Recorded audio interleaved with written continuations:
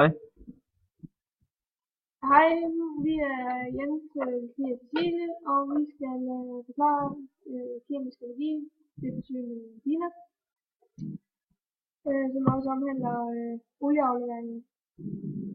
Vi har formålet med forsøget der at bestemme indholdet af kemisk energi i peanuts, sådan i korte drag. Så er der teori, kroppen får energi ved at forbrænde mad. Forbrændingen sker uden flammer, men i princippet kan man det samme gennemføres ved en almindelig forbrænding. Så den frigjorte energi omsættes til varme, som brændes til at opvarme vand i et reagensglas. Vandets tilvækst i energi bestemmes som AE lige med MV gange CV gange AT, hvor CV lige med 4,18, J understreg altså gange G gange T.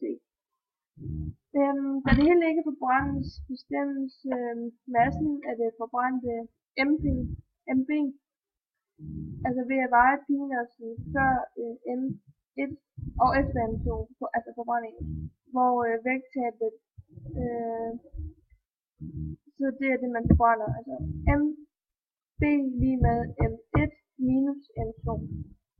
Til materialer til vores forsøg skal vi bruge peanuts, vand, en vægt, en nål, en bunsenbrænder, reagensglas og termometer, og så skal vi også have sådan et papir. Måden vi udfører det på er at anbringe et reagensglas i en holder på vægten, hvor vi hælder ca. 10 ml vand i reagensglasset og vi vejer MB. Anbring et termometer i vandet og mål starttemperaturen T1. Stik nål i en halv peanut og veje den med nål, det er M1. Tænd bunsenbrænderen og sæt ild i peanutsen. Nålen holdes med krokodillenæb. Hold den brændte peanut under reagensglasset til den går ud. Fryst reagensglasset lidt og mål sluttemperatur. Og så veje resten af peanut med nål. Det er i hvert fald sådan, vi vil starte nu. Efterbehandling. Beregn peanutsens vægttab, som er MB, som er 0,8782, og MB er lige med M1, som er 0,88 minus M2, som er 0,0018.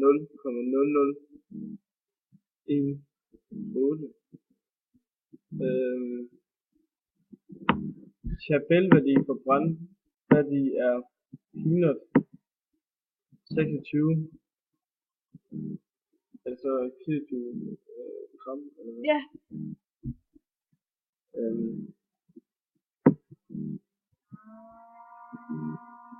Så vi burde have fået 26.000 joule per gram i sidste felt. Jeg vil gerne fortælle, hvordan man navngiver alkanen, som hedder 24,2,5,25 hektan.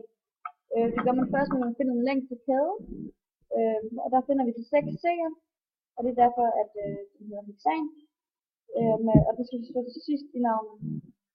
Derefter tager man den første sidekæde, som ligger på den første C, så tæller man C'erne og antallet af det, og antallet af 3,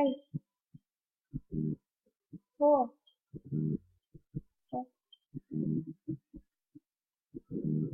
antallet af 3, derfor hedder den 2,25, hvor det er forskellige C'er, som sidder på 2,2. Den næste sidekæde hedder 24, fordi den sidder på de flere C'er, og så derefter så der mange sammen, så 24,2,25 hektan. Og man skal huske at sætte navnet på den længste kæde bagefter, og derefter sætter man til sidekæden op i alfabetisk rækkefølge.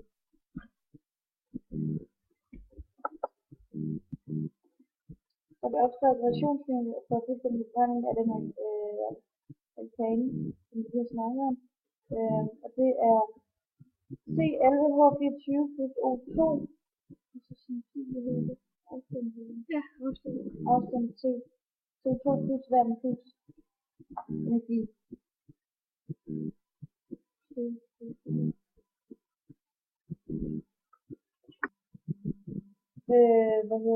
Vores beregninger af energiværdien også godt være forkert, når at vi brænder den med piner, fordi der kan være fejlkæder, som gør, at energien ikke ryger op i reagensglasset, men ryger ud i luften i stedet for, så vi får den optimale energiværdien.